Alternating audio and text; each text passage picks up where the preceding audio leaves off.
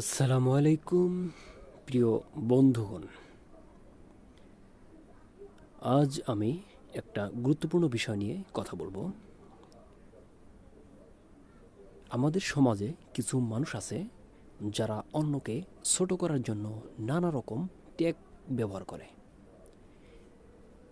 যেমন ধরে নেই, কেউ বলে হিজাবি, কেউ বলে রাজাকার, আবার কেউ বলে পাকিস্তানি, কেউ বলে শিবির। কিন্তু সত্যি কথা হলো, এই ট্যাগগুলো শুধু দুর্বলদের অস্ত্র।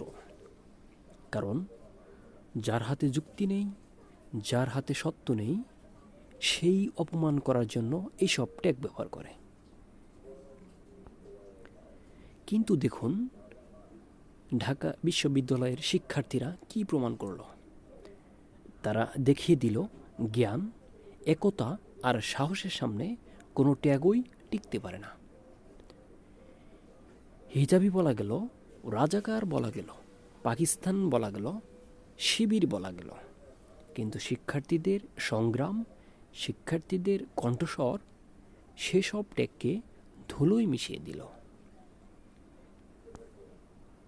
প্রিয় বন্ধুরা, আমাদের মনে রাখতে হবে, মানুষের পরিচয় তার পোশাক দিয়ে নয়, ট্যাগ দিয়ে নয়, তার কাজ দিয়ে নির্ধারিত করতে হয়।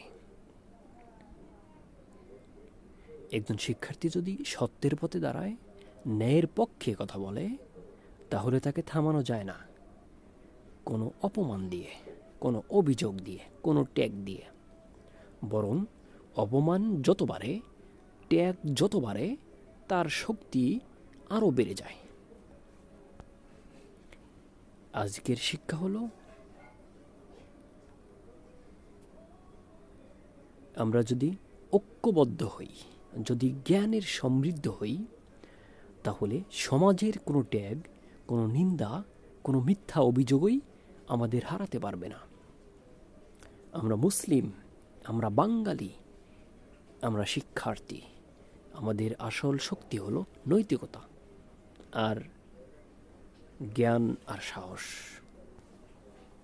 প্রিয় ভাই এবং বোনেরা, যারা হিজাব পরে, তারা নিজেদের মর্যাদা রক্ষা করছে।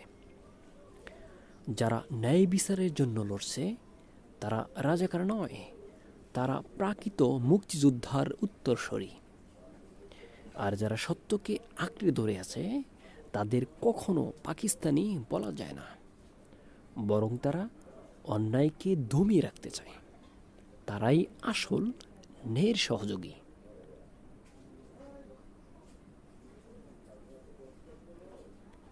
তাই আজ থেকে আমরা শপথ নিই, কোনো ট্যাগ, কোনো গালি, কোনো অপমান আমাদের থামাতে পারবে না।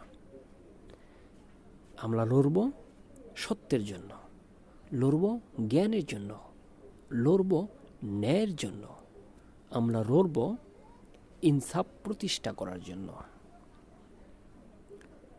আর ইতিহাস সাক্ষী হয়ে থাকবে, শিক্ষার্থীরা সবসময় অন্যায়ের বিরুদ্ধে, অন্ধকারের বিরুদ্ধে, মিথ্যার বিরুদ্ধে জয় হবেই হবে, ইনশা আল্লাহ। প্রিয় বন্ধুগণ, যদি আমার এই ভিডিওটা ভালো লাগে, তাহলে লাইক, কমেন্ট এবং শেয়ার করে পাশে থাকবেন। আপনাদের ভালোবাসা আর সমর্থনই আমার এগিয়ে যাওয়ার শক্তি। ধন্যবাদ সবাইকে।